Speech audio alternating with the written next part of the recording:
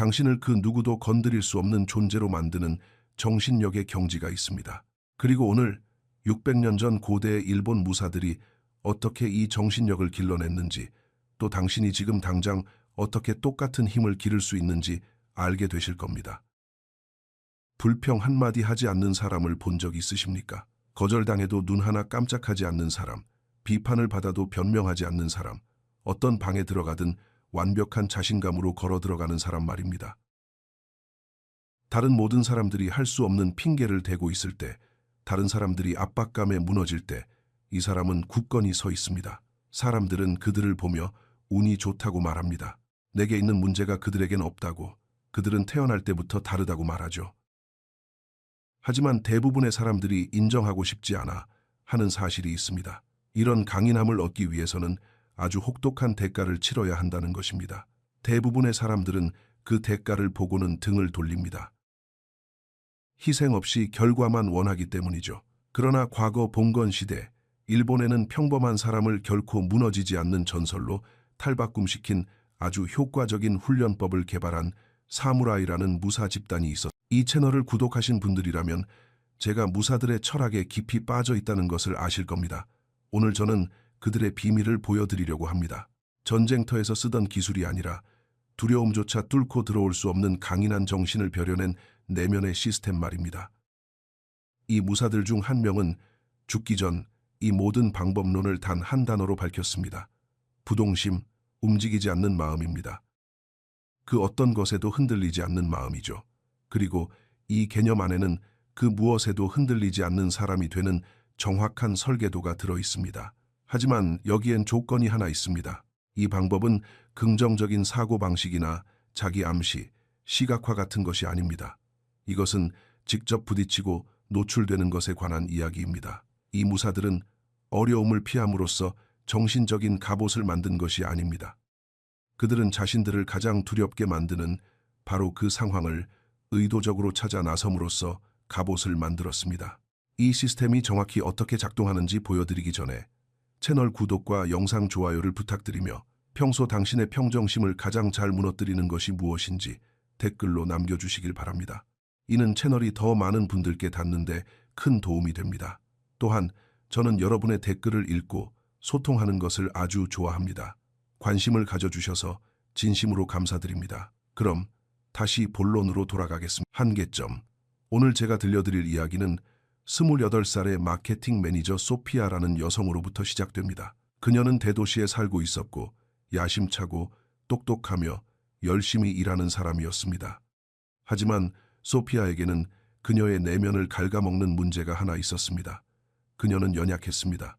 육체적으로가 아니라 정신. 상사의 비판은 마치 자신에 대한 인신공격처럼 느껴졌습니다. 불편한 대화를 나눌 때면 속이 뒤틀렸고 갈등이 생기면 쥐구멍에라도 숨고 싶어 했습니다. 밤에는 뜬 눈으로 지새우며 말다툼을 수없이 곱씹었고 그때 이렇게 말했어야 했다며 절대 일어나지도 않을 상황들로 스스로를 괴롭혔습니다. 패턴은 늘 같았습니다.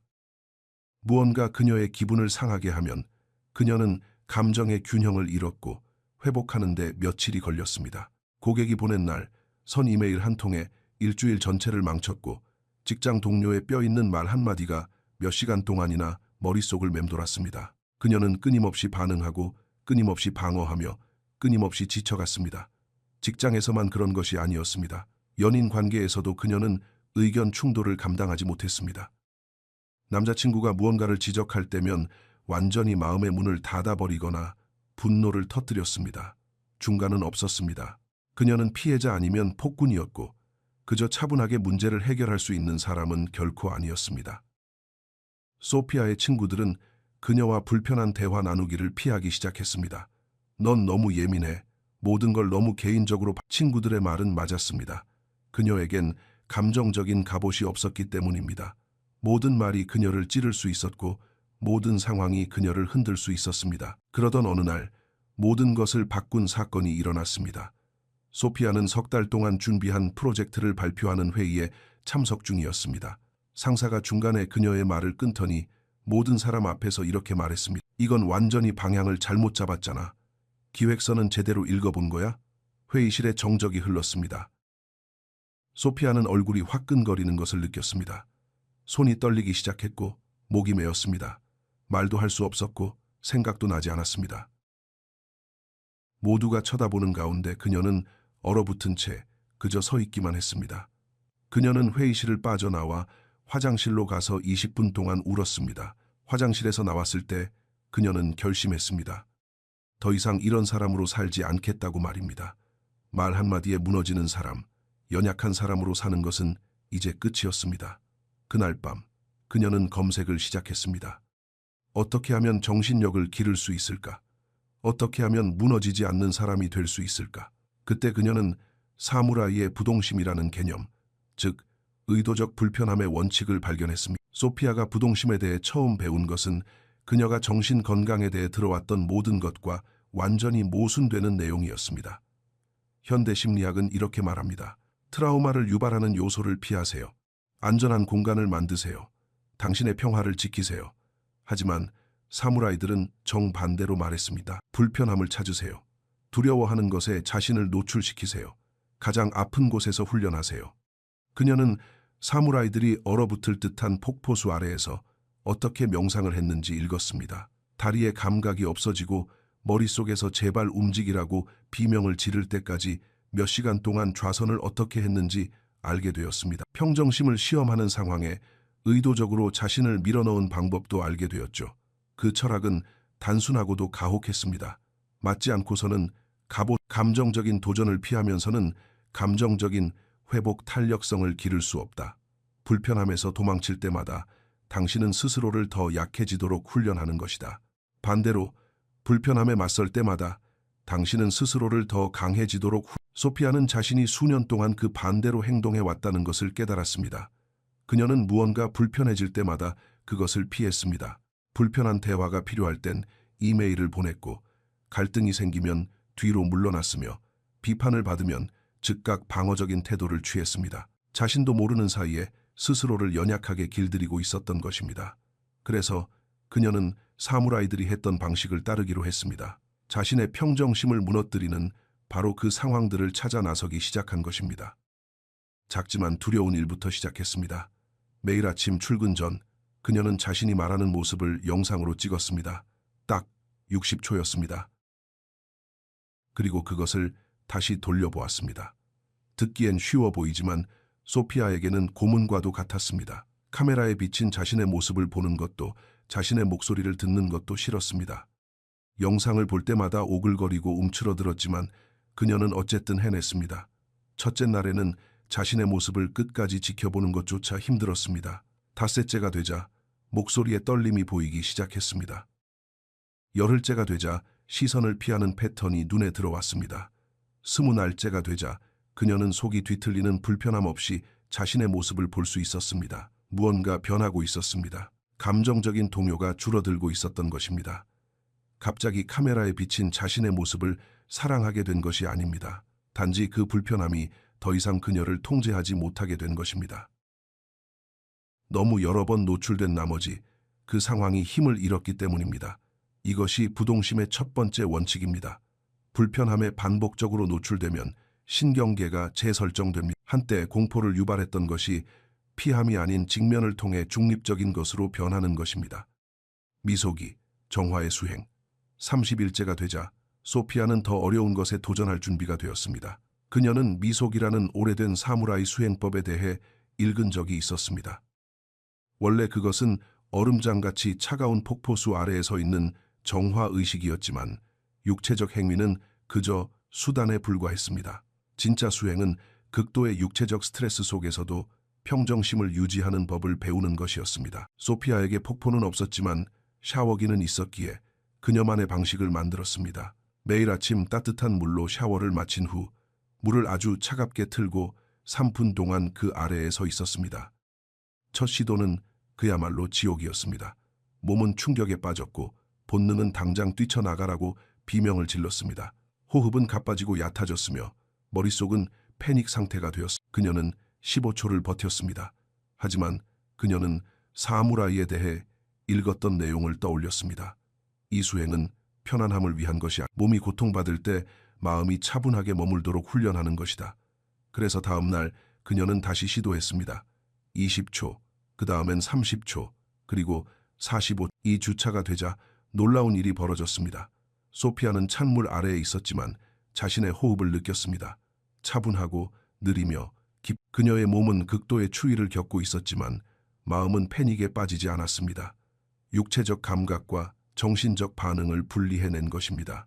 사무라이들은 이를 마음과 몸이 하나로 통합된 상태라는 뜻에서 고코로, 즉 심기라고 몸의 불편함을 느끼면서도 마음의 고통을 만들지 않는 능력을 말합니다. 그들은 현대인들이 잊어버린 무언가를 알고 있었습니다. 육체적인 고난이 정신적인 강인함을 기르는 가장 빠른 길이라는 사실 말입니다. 스트레스 반응을 연구하는 도쿄대학교의 한 뇌신경과학자는 이렇게 설명합니다. 찬물 노출과 같이 통제된 스트레스 요인에 자발적으로 자신을 노출시키면 자율신경계를 훈련하는 효과가 있습니다. 시간이 지남에 따라 기본 스트레스 반응 수치가 낮아집니다. 예전 같으면 투쟁 도피 반응을 일으켰을 일이 이제는 거의 느껴지지도 않게 됩니다. 소피아는 일상생활에서도 이를 느끼기 시작했습니다. 상사의 날, 선 이메일을 받아도 처음엔 아드레날린이 솟구쳤지만 곧 지나갔습니다. 불편한 대화를 나눌 때도 심장이 잠시 요동치다 이내 가라앉았습니다. 상황은 변하지 않았습니다. 하지만 그녀의 신경계는 불편함이 곧 위험은 아니라는 것을 학습하고 있었습니다. 카타, 움직이지 않는 형태. 하지만 소피아에게는 한 가지 문제가 있었습니다. 혼자 있을 때는 불편함을 다루는데 능숙해졌습니다. 찬물 샤워, 영상으로 자기 모습 보기, 육체적 한계 밀어붙이기 등은 잘 해냈습니다. 하지만 누군가 그녀를 비판하거나 공격하거나 곤란한 상황에 빠뜨리는 순간이면 여전히 무너지고 말았습니다. 그때 그녀는 사무라이의 카타라는 개념을 발견했습니다. 글자 그대로 형태나 패턴을 의미합니다. 사무라이들은 특정한 공격에 대한 특정한 방어 동작을 수천 번 연습하여 그것이 무의식적으로 튀어나오게 만들었습니다. 상대가 공격해 올 때 그들은 어떻게 방어할지 생각하지 않았습니다. 반복을 통해 프로그래밍되어 있었기 때문에 방어는 자동으로 이루어졌습니다. 소피아는 감정적인 공격에 대해서도 똑같이 해야 한다는 것을 깨달았습니다. 누군가 말로 공격해 올 때 얼어붙거나 폭발하지 않도록 자동적인 반응을 프로그래밍. 그녀는 이른바 감정의 카타를 만들었습니다. 자신을 자극하는 흔한 5가지 상황에 대한 5가지 표준 답변이었습니다. 비판을 피드백 감사합니다. 생각 좀 해보고 다시 말씀드리겠습니다. 인신공격을 받을 때 화가 나신 건 알겠습니다. 구체적으로 어떤 부분을 고쳐야 할까요? 말을 끊고 들어올 때 완벽한 침묵. 상대가 말을 끝낼 때까지 기다렸다가 방해받은 사실을 아는 척도 하지 않고 하던 말을 계속하기. 부당하게 비난받을 때. 제 생각은 다릅니다. 제 관점은 이렇습니다. 그리고 변명 없이 사실만 말하기. 당장 결정하라고 압박받을 때 이 문제를 제대로 고려할 시간이 필요합니다. 언제까지 답을 드리겠습니다. 이것들은 단순한 문장이 아니었습니다. 감정의 카타였습니다. 스트레스를 받을 때 자동으로 작동하도록 미리 프로그래밍된 반응이었습니다.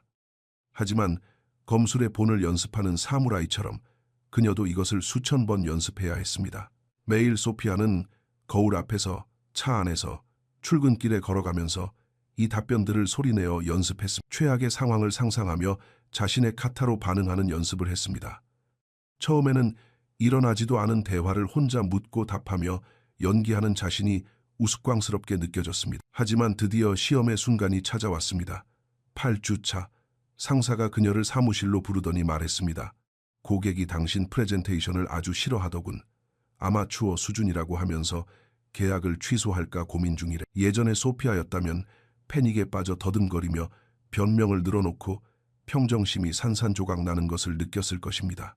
하지만 이번엔 달랐습니다. 그녀의 카타가 자동으로 작동했습니다.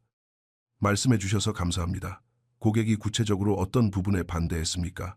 그녀의 목소리는 차분했습니다. 손은 떨리지 않았습니다. 방어하지도 않았습니다. 그저 반응했을 뿐입니다. 상사는 놀란 표정을 지었습니다. 늘 그랬듯 그녀가 무너질 거라 예상했기 때문입니다.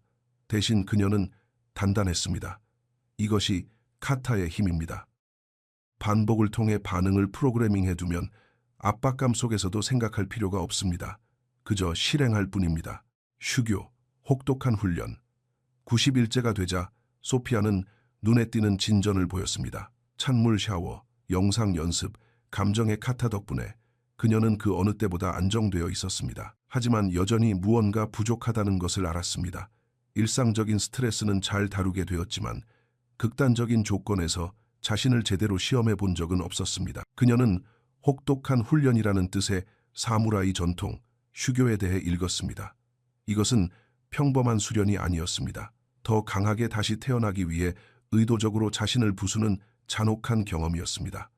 사무라이들은 며칠 동안 굶거나 쉬지 않고 한두 시간씩 훈련하거나 실패하면 곧 죽음을 의미하는 상황에 자신을 몰아넣었습니다. 소피아가 그렇게 극단적인 것을 할 수는 없었지만 자신만의 휴교를 만들 수는 있었습니다. 그녀는 자신이 가장 두려워하는 일을 하기로 결심했습니다. 바로 대중연습. 그녀는 100명의 낯선 사람들 앞에서 무대에 올라 자신의 이야기를 나누는 지역 스토리텔링 행사에 신청했습니다. 슬라이드도 대본도 없이 오직 마이크 하나만 쥐고 5분 동안 혼자 서 있어야 했습니다. 소피아에게 이것은 궁극의 시험이었습니다. 누군가 지켜보고 판단하고 자신의 연약한 모습이 드러나고 숨을 곳이 없다는 그녀의 모든 두려움이 하나로 결합된 경험이었습니다. 처음 준비를 시작했을 때 그녀는 공황 발작을 일으켰습니다. 무대 위에 선 자신의 모습을 상상하는 것만으로도 심장이 요동치고 손바닥에 땀이 났습니다. 취소하고 싶고 핑계를 대고 싶고 도망치고 싶은 마음이 간절했습니다. 하지만 사무라이의 원칙을 떠올렸습니다. 가장 피하고 싶은 것이야말로 가장 마주해야 할 것이다. 그래서 그녀는 취소하지 않았습니다. 준비를 했지만 대부분의 사람들이 연설을 준비하는 방식과는 달랐습니다.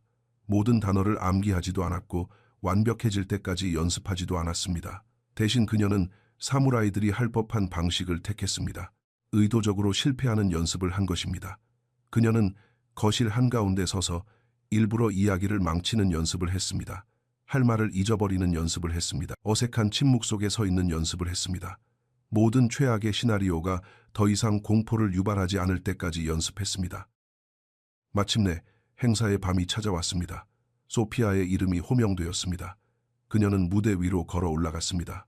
100명의 얼굴이 그녀를 응시했고 조명이 눈을 부시게 했으며 손에는 마이크가 들려 있었습니다. 그리고 놀라운 일이 일어났습니다. 두려움, 아드레날린, 도망치고 싶은 본능이 느껴졌지만 그녀는 거기에 반응하지 않았습니다. 그녀는 입을 열었습니다. 2분쯤 지났을 때 그녀는 다음 대사를 잊어버렸습니다. 머릿속이 하얗게 변했습니다. 과거였다면 이 순간 그녀는 완전히 무너졌을 것입니다. 하지만 그녀는 바로 이 순간을 연습했습니다. 그녀는 3초 동안 침묵 속에 서 있다가 미소를 지으며 말했습니다. 잠시만 시간을 주시겠어요? 그러고는 다시 이야기를 이어나갔습니다. 관객들은 전혀 신경 쓰지 않았습니다. 오히려 그로 인해 더 깊이 공감해 진정한 인간다움, 완벽하지 않지만 결코 무너지지도 않는 모습이었으니까요. 연설이 끝났을 때 사람들이 그녀에게 다가와 말했습니다. 무대 위에서 정말 침착하시더라고요. 정말 자신감 넘쳤어요. 그들은 그녀가 공포에 떨고 있었다는 사실을 전혀 몰라 반응하지 않는 공포는 겉보기에는 자신감처럼 보이기 때문입니다. 이것이 바로 휴교가 가르쳐주는 것입니다. 두려움을 없애는 것이 두려움이 존재하는 상태에서 임무를 수행하는 법을 배우는 것입니다. 사무라이들은 두려움이 없었던 것이 아닙니다. 그들은 두려움에도 불구하고 행동하도록 훈련받았으며 이는 완전히 다른 잔신, 영원한 경계. 하지만 소피아는 그녀의 모든 성장을 물거품으로 만들 뻔한 실수를 저질렀습니다. 연설을 성공적으로 마친 후 그녀는 완전히 긴장을 풀어 전투에서 승리했기에 경계를 늦춘 것입니다. 그녀는 매일 하던 찬물, 샤워를 그만두었습니다. 카타 연습도 멈췄습니다. 의도적으로 불편함을 찾는 일도 2주 동안 그녀는 과거에 이루어 놓은 성과에 기대어 타성으로 시간을 보냈습니다. 그러던 어느 날 남자친구가 비판적인 말을 던지자 그녀는 분노를 터뜨리고 말았습니다. 예전과 똑같이 그녀가 쌓아올린 평정심이 단 몇 초 만에 증발해버린 것 같았습니다. 그녀는 절망했습니다. 지금까지 노력한 모든 것을 잃어버린 걸까? 그때 그녀는 지속적인 알아차림이라는 사무라이의 개념, 잔신에 대해 알게 되었습니다. 그녀는 3초 동안 침묵 속에 서 있다가 미소를 지으며 말했습니다. 잠시만 시간을 주시겠어요? 그러고는 다시 이야기를 이어나갔습니다. 잔시는 글자 그대로 남겨진 마음을 뜻합니다. 전투에서 승리한 후에도 깨어있는 마음입니다. 사무라이들은 전투 중일 때보다 승리한 직후에 경계를 늦춰 목숨을 잃는 전사가 더 많다는 것을 알고 있었습니다. 소피아는 자신이 바로 그런 행동을 했다는 것을 깨달았습니다. 그녀는 정신력을 유지해야 할 수행이 아니라 달성해야 할 목표로 여겼던 것입니다. 수행을 멈추는 순간 성장은 뒷걸음질치기 시작합니다. 마치 근육과 같습니다. 운동을 멈추면 퇴화하는 것. 그녀는 사무라이들이 평생 동안 어떻게 잔신을 유지했는지 읽었습니다. 평화로운 시기에도 심지어 노년에도 그들은 훈련을 멈추지 않았습니다. 정신의 갑옷은 끊임없는 관리가 필요하며 그렇지 않으면 녹슨다는 것을 알았기 때문입니다. 그래서 소피아는 새로운 다짐을 했습니다. 이것은 90일짜리 챌린지가 아니었습니다. 평생의 수행이었습니다. 찬물 샤워는 문제가 고쳐질 때까지만 하는 것이 아닙니다. 회복 탄력성을 유지하려면 끊임없는 자극이 필요하기에 평생 해야 하는 것입니다. 그녀는 절대 타협할 수 없는 일과를 만들었습니다. 상황에 관계없이 매일 반드시 해야 하는 3가지 수행이었습니다. 아침에는 3분간 찬물 샤워하기, 오후에는 60초짜리 영상을 저녁에는 5분간 감정의 카타 연습하기. 예외는 없었습니다. 너무 피곤하다거나 하기 싫다는 핑계는 통하지 않았습니다. 사무라이들은 아주 중요한 사실을 알고 있었기 때문입니다. 규율이란 특히 당신이 하고 싶지 않을 때 수행을 유지하는 것입니다. 변화는 즉각적이었습니다. 매일의 수행을 다시 시작한 지 일주일 만에 그녀의 평정심이 돌아왔습니다. 하지만 그보다 더 중요한, 더 깊은 무언가를 깨달았습니다. 끝이라는 것은 없다는 사실이었습니다. 영원히 흔들리지 않는 사람이 되는 결승선 같은 것은 존재하지 않습니다. 오직 수행만이 있을 뿐입니다. 그리고 그 수행을 유지하는 한 당신은 강인함을 유지할 수 있습니다. 부동심, 움직이지 않는 마음. 훈련을 시작한 지 6개월째 접어들 무렵 소피아의 내면에서 말로 정확히 설명할 수 없는 변화가 일어났습니다. 그녀는 단지 어려운 상황을 잘 대처하는 것을 넘어 근본적으로 다른 사람이 되어가고 있었습니다. 직장 사람들도 이를 눈치채기 시작했습니다. 이젠 당황하는 법이 없네요. 동료가 그 어떤 일에도 동요하지 않는 것 같아요. 예전에 그녀를 울렸던 바로 그 상사는 이제 그녀를 존중하며 대하기 시작했습니다. 그녀가 상사에게 맞서 싸웠기 때문이 아니라 그녀가 내뿜는 분위기가 달라졌기 때문이었습니다. 누군가의 도발에 반응하지 않으면 당신은 더 이상 쉬운 표적이 되지 않습니다.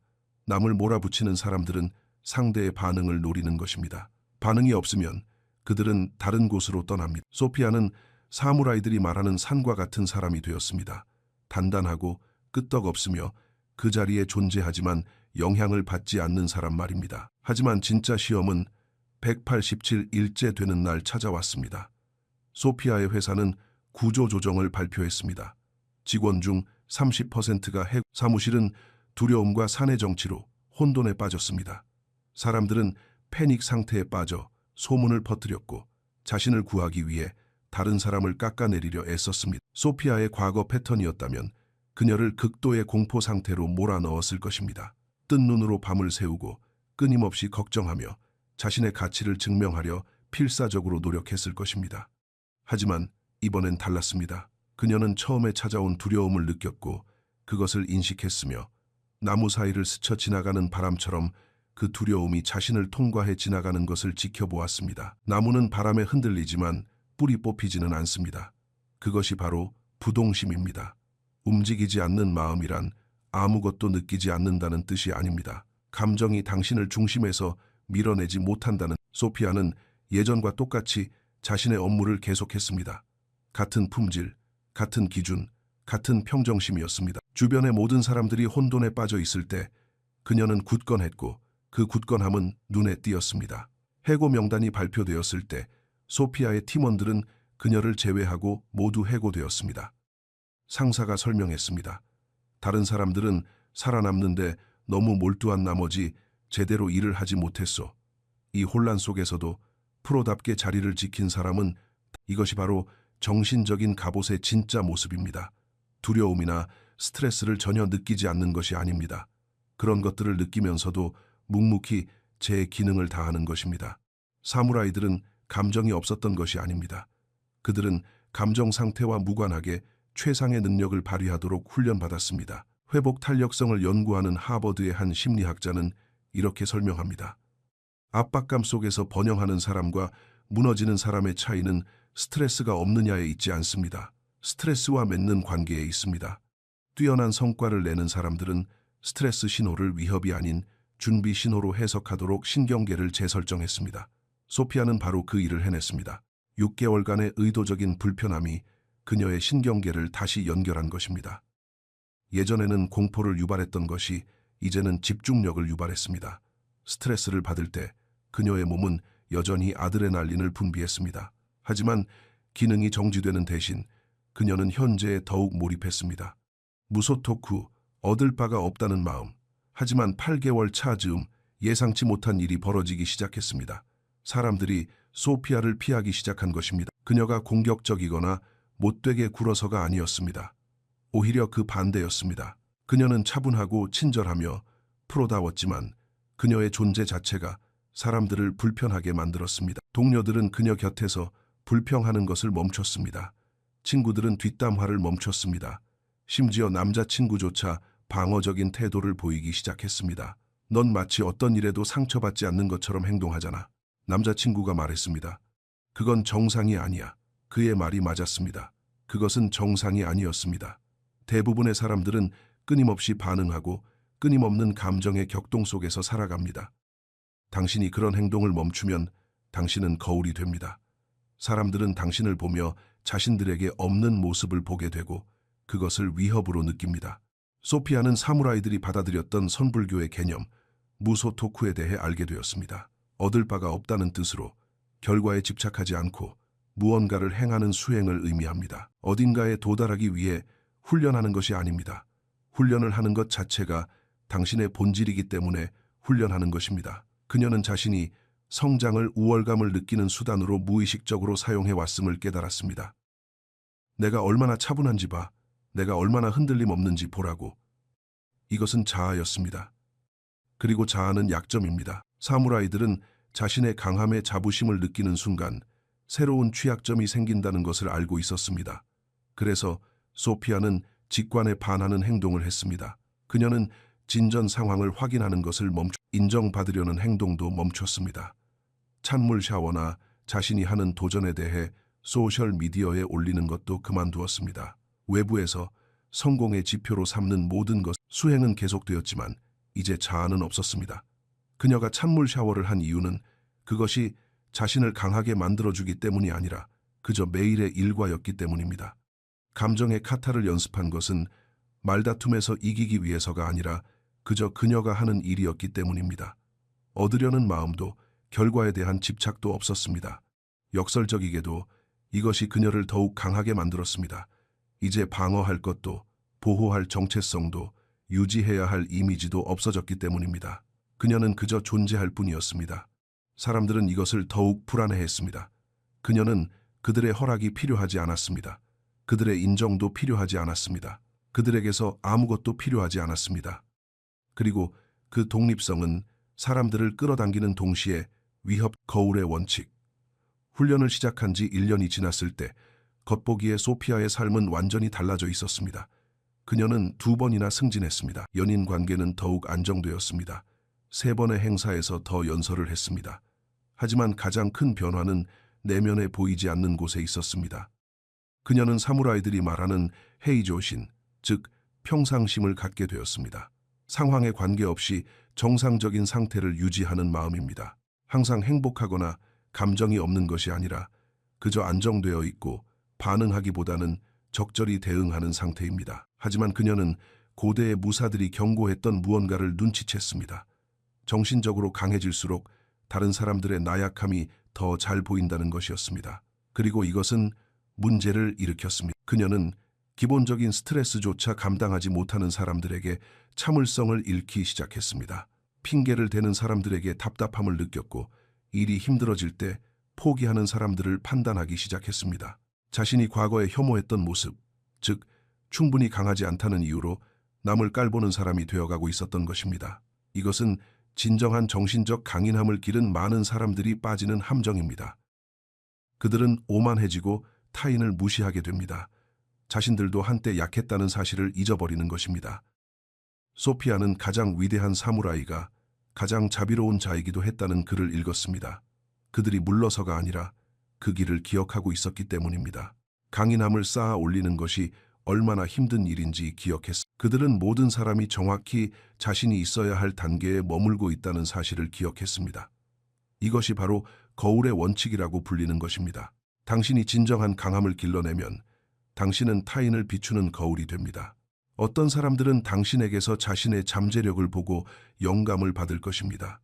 또 어떤 사람들은 당신에게서 자신의 나약함을 보고 위협을 느낄 것입니다.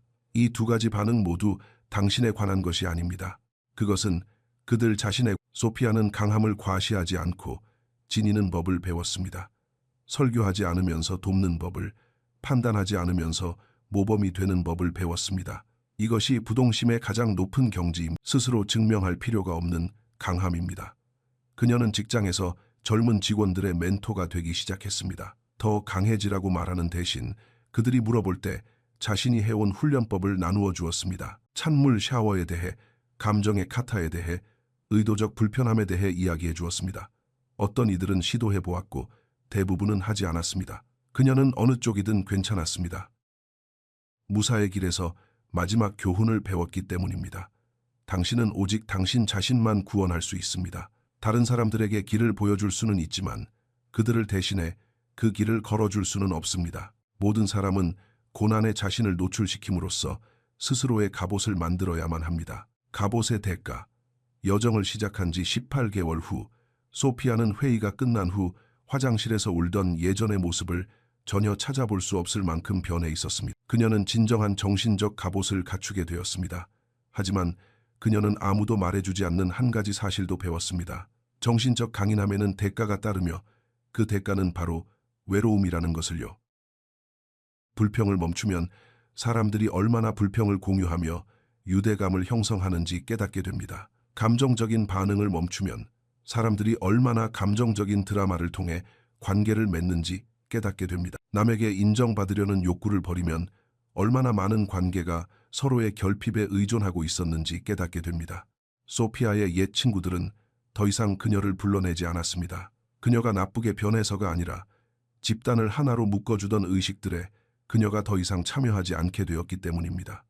직장에 대한 불평, 다른 사람에 대한 뒷담화, 집단적인 피해의식 같은 것들 말입니다. 가족들도 한마디씩 하기 시작했습니다. 넌 너무 차가워졌어. 재미없는 사람이 됐네. 매사를 너무 진지하게 받아들인다니까. 그들의 진짜 속마음은 이렇습니다. 넌 예전의 역할을 하지 않고 있어. 우리가 우리 자신의 나약함을 직면하지 않도록 연약한 모습으로 의지할 수 있는 예전의 네가 아니야. 이것이 바로 진정한 강함을 기르는 과정에서 아무도 말해주지 않는 부분입니다. 당신만 변하는 것이 아닙니다. 당신을 둘러싼 사회적 생태계 전체가 새로운 당신에 맞춰 재편되어야 합니다. 그리고 어떤 사람들은 이 변화를 받아들이지 못할 것입니다. 어떤 관계는 떨어져 나갈 것입니다. 그것이 바로 사무라이들도 이를 알고 있었습니다. 그들은 평범한 사회와 동떨어져 살았습니다. 자신들이 더 낫다고 생각해서가 아니라 그들의 삶의 방식이 평범한 사람들의 삶과 양립할 수 없었기 때문입니다. 두려움 없이 죽음과 마주하도록 자신을 훈련한 사람은 사소한 불편함에 패닉을 일으키는 사람들의 마음에 공감할 수 없습니다. 소피아는 이 사실을 받아들여야 했습니다. 그녀는 친구 몇 명을 잃었고 가족과의 관계도 전보다 멀어졌습니다. 하지만 그녀는 더 가치 있는 것, 즉 자립심을 얻었습니다. 그녀는 더 이상 자신의 감정을 조절하기 위해 타인이 필요하지 않았습니다. 끊임없는 인정도 필요하지 않았습니다. 그녀는 홀로 설 수 있었습니다. 사무라이들은 이를 가리켜 강철을 담금질하고 벼려낸다는 뜻으로 단이라고 불렀습니다. 뜨거운 불에 달궈지고 수없이 두드려진 강철처럼 당신은 더 단단해지고 강해지지만 동시에 더 고립됩니다. 대부분의 사람들은 여전히 부드러운 금속이고 부드러운 금속은 벼려진 강철을 이해할 수 없기 때문입니다. 영원한 수행. 여정을 시작한 지 2년째 되던 해 소피아는 심오한 사실을 깨달았습니다.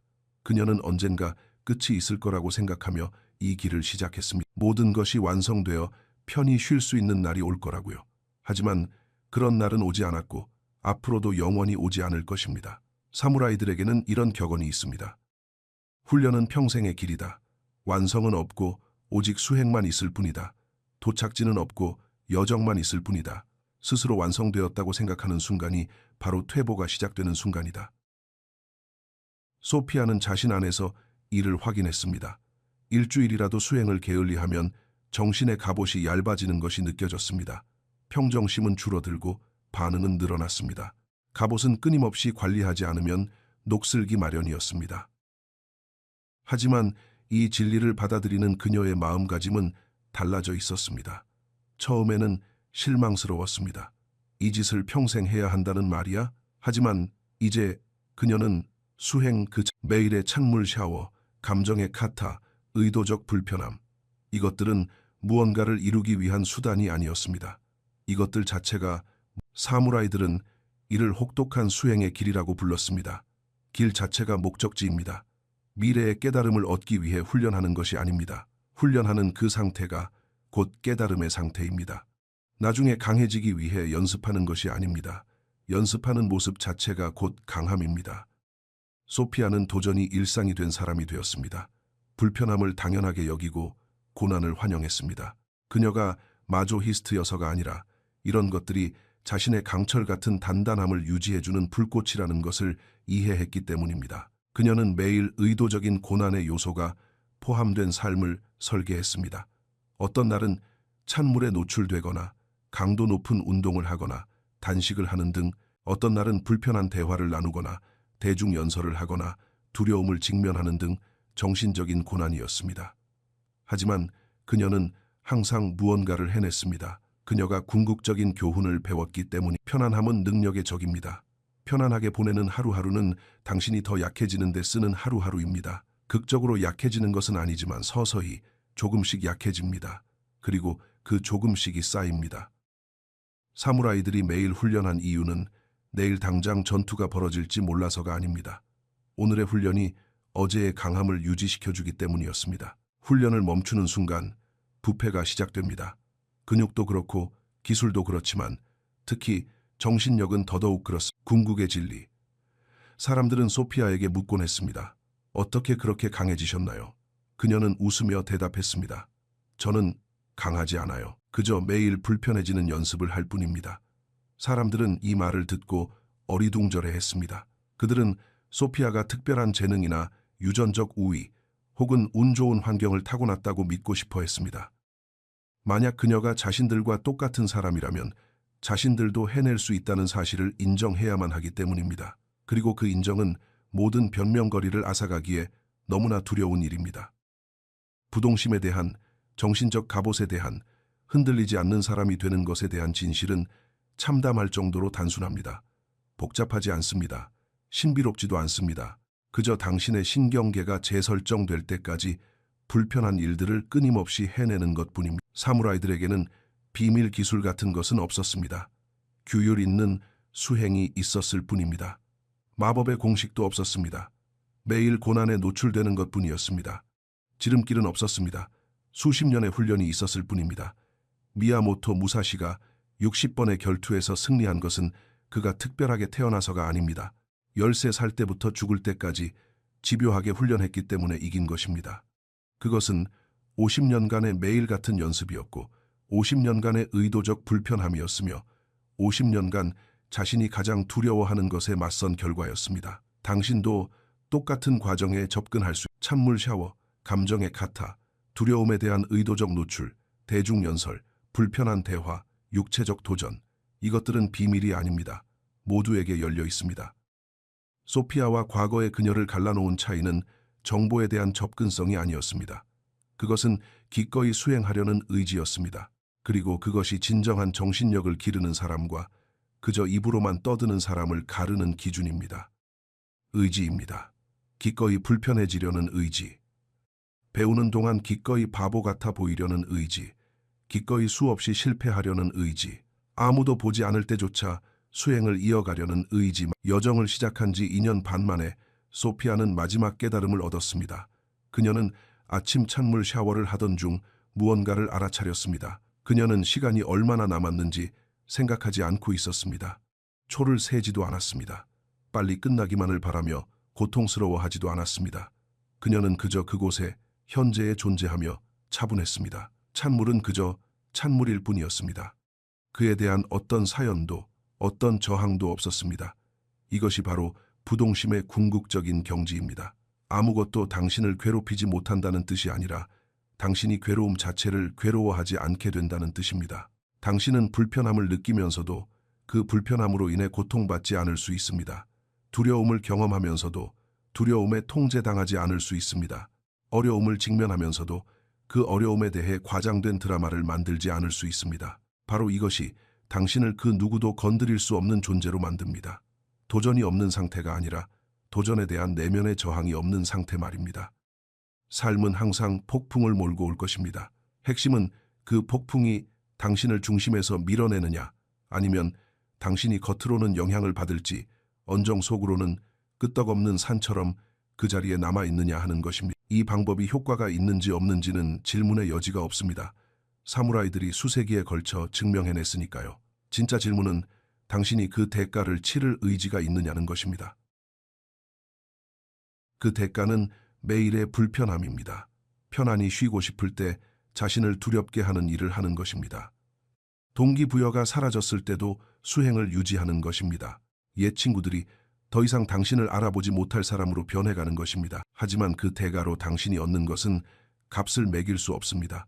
당신은 그 누구도 건드릴 수 없는 모습으로 삶을 헤쳐나갈 수 있습니다. 그 어떤 것에도 무너지지 않고 맞설 수 있습니다. 사람들이 도대체 어떻게 저렇게 차분할 수 있지? 어떻게 저 많은 일들을 다 감당해내는 거지?